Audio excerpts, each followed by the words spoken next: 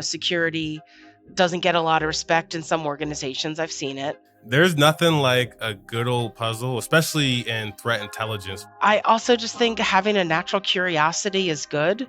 Mm-hmm. There's a line between curiosity and like social engineering. Just be civil and try to give these users some dignity when they're using security and not make them feel bad about it.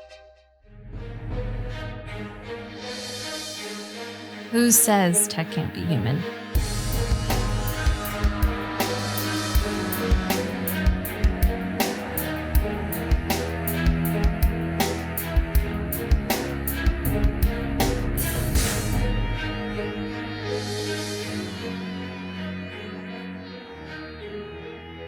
What is going on, everyone? Welcome back to the show. Glad to be back again. And I'm excited for this episode because it's not every day where we get to have a repeat guest. And not only a repeat guest, but someone that has seen us from the very start. Our guest this episode was on episode 52. Go back and listen to it just in case you missed it.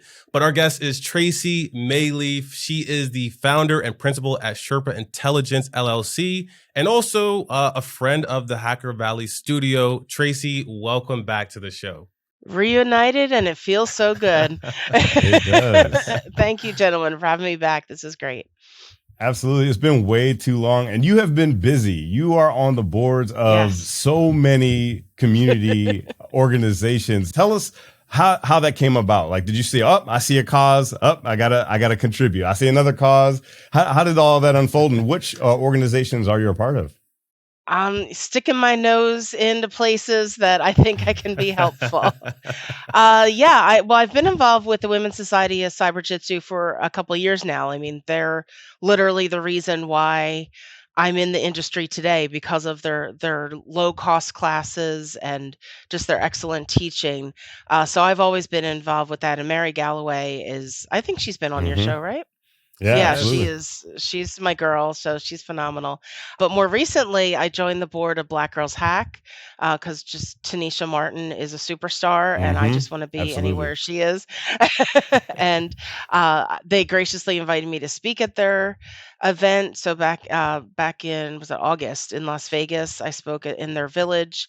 And I just wanted to get more involved. I believe in their mission and wanted to get more involved. I also got involved with Raices Cyber, which is geared for Spanish-speaking individuals. And again, all these groups are open to anyone. I myself do not speak Spanish, nor do I have any Hispanic heritage. Nor am I Black, but I have been invited to cookouts. So it doesn't matter. You can be involved. You can be involved in these. And, and just to lend my voice. And the ones I'm really proud of are the groups in Africa that I'm involved with, specifically CyberSafe Foundation. I'm a board member and was also one of their first mentors. And I still keep in touch with my mentees. It's been, I think, 2 years now. For me, cybersecurity was my bliss. When I realized I was done with library science, and that's another one. I truly, to this day, I have people who don't talk to me anymore because I stopped being a librarian, because being a librarian is so part of their personality.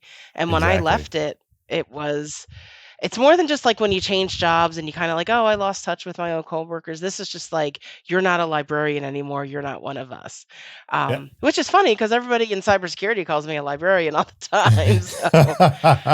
That is funny. And I have to comment on what you just said, because I felt that many times. I've gone into different groups. I've done martial arts. I've been a lockpicker, cybersecurity practitioner, all these different things. And people wrap their entire being and their personality around a singular thing. And you enter into this world, you love it, you enjoy it. But I never tie my identity to anything that I'm doing. Sure, I do podcasting, but podcasting isn't everything that is me, that is Chris. I'm a husband, I'm a father, I'm a citizen, I'm a friend, I'm all these different things. And people get legitimately hurt when you leave a community. And I mean, I understand it to some extent, but also I think there has to be a little bit of grace to keep that line of communication open. Exactly. And think of it as even strategic if you want to, even if you don't like that person. But strategic of So what are your observations from the outside? How do these security measures, are they being received, from, with your knowledge, how can you tell that these are being received? And I'm saying that kind of tongue in cheek, if you don't like the person, but I'm just saying, but seriously though, like, people who were once in something who are now out of it can also provide some good, good perspective on Right. it. We should be tapping them for advice of, hey, now that you've had some distance, what does it look like from over there? Hmm. And that could be the community or the industry, and that insight can be helpful too. So yeah, we need to have, a cybersecurity alumni group. Yeah. There's a And lot of people coming to you for advice, right? You have two talks mhm, coming up at RSA, and I yeah. love the title of both of them, but especially one called Empathy as a Service to Create a Culture of Security. That is powerful because, I mean, it goes to what we were just talking about, having that patience to sit and listen with someone and understand them a bit more. What was the origin behind that talk? Oh, sure. Yeah. Well, actually, so first of all, how crazy is it that I'm speaking twice at RSA? That's But awesome. Everybody wants some Tracy. that's something I came up with, that phrase, actually right after I entered the industry in 2017, because I saw how different information security was from being in a library, where a library, the patron, the user, is the focal point, Hmm. to coming into InfoSec and, hearing people say not only disparaging things about the end users, but Hmm. just not even reaching out to them.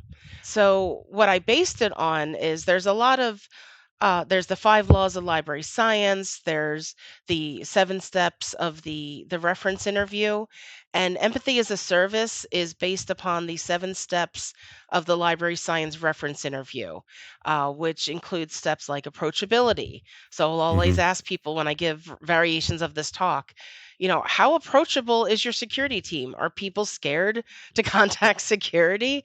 Because that's a problem. Yep. And I Huge also give problem. examples of me being the approachable one on the whole security team, and me getting in trouble for users coming to me directly all the time.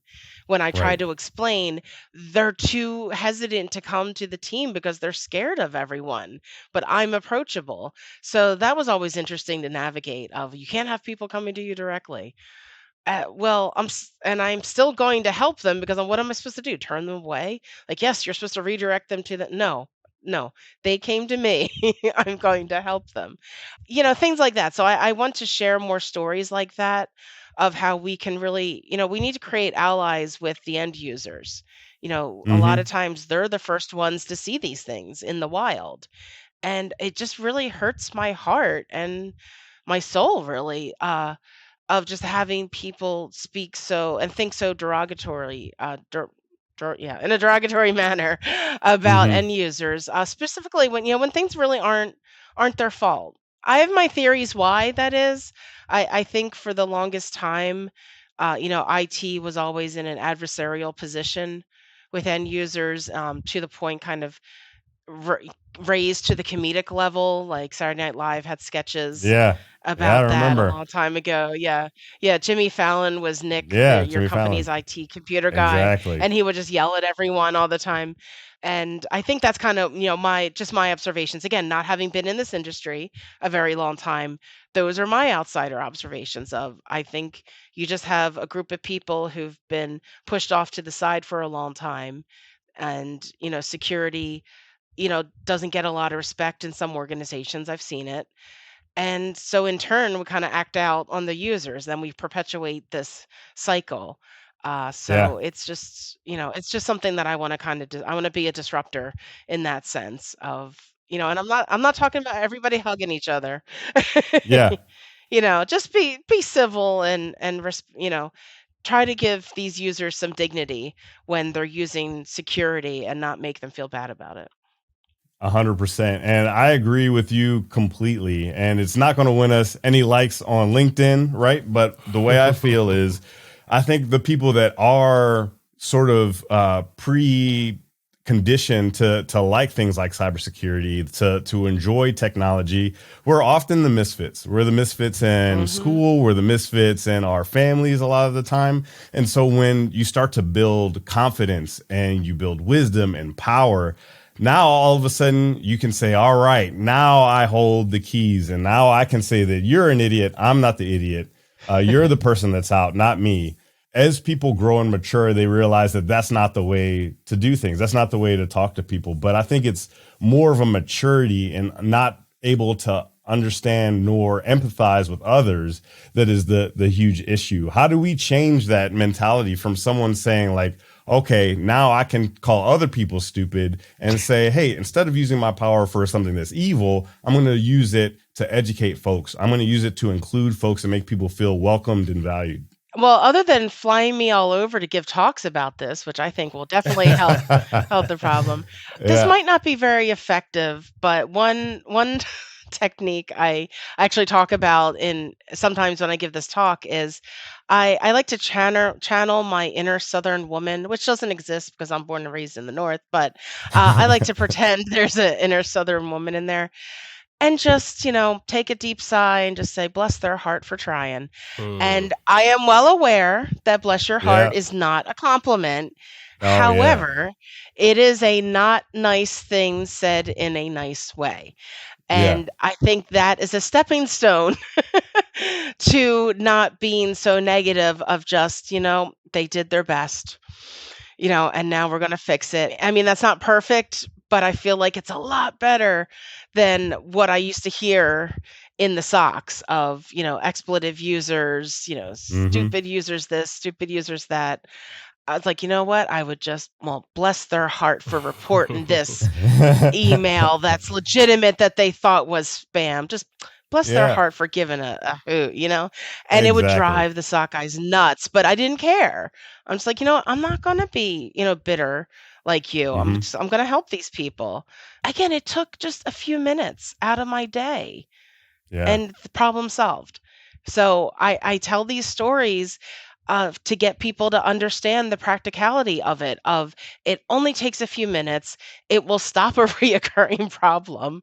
We have some news to share with you, a member of the Hacker Valley Media family. As of 2023, we became a full-time independent cybersecurity media company, and we're committed to bringing you the most powerful, thought-provoking stories in the field of cybersecurity. And we learned we can't do it alone. We'd love to invite you to our exclusive Patreon community, where we host a monthly mastermind where you can meet like-minded individuals in the field of cybersecurity that are trying to be more creative and be the best version of themselves that they can be. We would love if you took a second and visited patreon.com/Hacker Valley Studio, and we'll see you in the mastermind.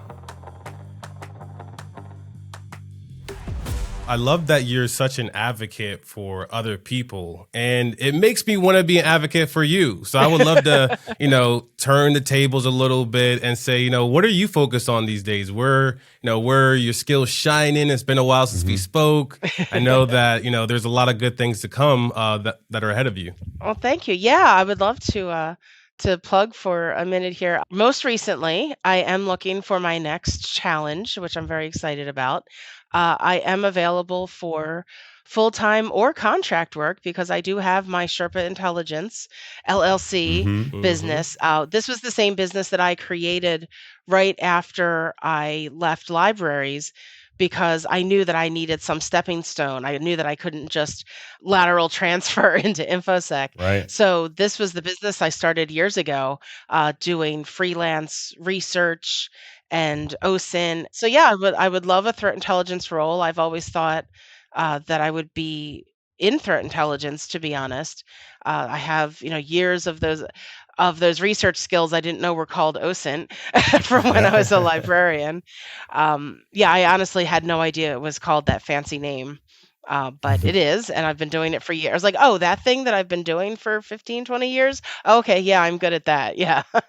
Mm-hmm. So I definitely see myself as some sort of bridge between the technical side and the non-technical side, helping to explain situations, and bringing items back and forth. I did that a lot in the SOC, talking to the end users and then trying to explain to the more technical folks, what w- what they're saying, what they're seeing, what their struggles are. Whereas, if you're looking at something purely technically, you're going to miss the human element of the Hmm. struggle in something.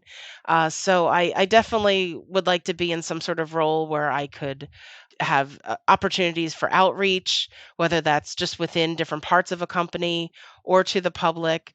I just have a lot of love for cybersecurity and infosec, and just gathering threat intelligence and helping to connect dots. Me and my wife, we've been playing these murder mystery games. It's kind of like the Mm. unsolved cold cases. We've been having a good time, and I've been so far removed from threat intelligence. It's kind of good to put that analytical cap back on. Oh, But can you nice, think nice. of a time where you've been able to kind of like take these disparate pieces of data and build a story around whether it was an incident or whether it was something for research and open source intelligence? Can you tell us like one of your favorite stories about pulling together data and then coming up with that picture?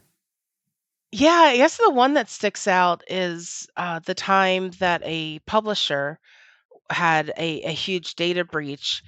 And I remember at my workplace, nobody was concerned. And I mean, strictly from my librarian background, I said, "Do you know what kind of books, what kind of material they publish?" And, the people were like, "No." I said, "Well, they publish scientific journals. We have a lot of scientists here that probably Yeah. subscribe to them, probably have all of their PII, probably have some sort of payment information. It's probably a wire because of how many subscriptions they have." Um, Hmm. and also there's a legal department. I'm like, I guarantee you they have legal books and legal publications. Inside my head, that made sense. I was like, well, I know what that publisher puts out and what we could have. So I went above and beyond because I have to be extra, and reached out to my former sales rep and asked for a hookup to the sales rep who handled the company I was at now. And basically just real quickly was explain my background, explain why I'm reaching out to them now. And I asked for, a list of what's our subscription, we would call it a sub list. What's the sub list, the subscription list from you as a publisher? So then I was able to figure out, which people would have been affected, which departments, things like that. And just to be able to put warnings out of, hey, we just, heard that there was a breach of this company. If you get, I was more concerned about invoices. I was like, if you Right. get some invoices from this company, be on high alert because that's likely the way they were probably going to get people, because that would be the easiest to dupe if you get an invoice for a subscription that you know that you have. That was my thinking. Hmm. So fortunately, nothing happened. But again, it was just that outside of the box thinking.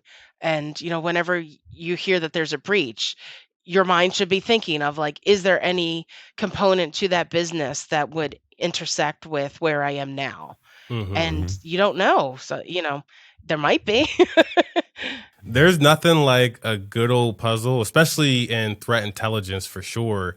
And I'm sure whoever picks you up, whoever hires and works with Tracy, not only is the company lucky, but the team is lucky. Oh. And I think, with where you're at, especially in your career, there's a lot of people that are in a similar situation where they are looking for their next role. Tech has changed so much since COVID. But like, what's that one thing that you want to see from your next employer? Not just the role and responsibility, but like the opportunity or even like the kind of the community aspect. Yeah, what I would really love to see in an employer is to be able to continue with a lot of the community work that I do. I know that some employers aren't friendly to that, and being a part of the community means a lot to me. And I've done a lot in the community and want to continue doing that. So definitely an employer who is very community conscious and community forward thinking, because I think that's how we're also going to make the industry better, is by having a better community. 100%. Tracy, I've thoroughly enjoyed this entire conversation. And what I've seen is like the theme of our talk is we really have to see the greatness in everyone, right? Just because someone doesn't have the same knowledge or the same mindset as you doesn't make them less than. It doesn't make them dumb. It doesn't make them even just like completely ignorant. What we do need to see is that everyone has additional skills, knowledge, experiences that we could all leverage and learn from. Like the lady that thought that she was supposed to turn in every single one of those emails, she probably has expertise in things that we have no idea about. But if we automatically think that, oh, they just don't know anything about cybersecurity, I think is a little short-sighted. How would you say people can dip a little bit more into that empathy, understand other people, and really see the greatness in everyone? You know, a lot of self-introspection, and it really kind of boils down to, do you just hypothetically say, a sibling or a family member. If you found out that a security person was speaking that way to one of your family members, wouldn't you want to throw hands? I mean, why is it okay for you to speak to someone's, parent, brother, sister, aunt, uncle, whatever? It's like, oh, but you can't talk to my family that way. That's kind of really the most simplistic way to phrase it. Um, Right.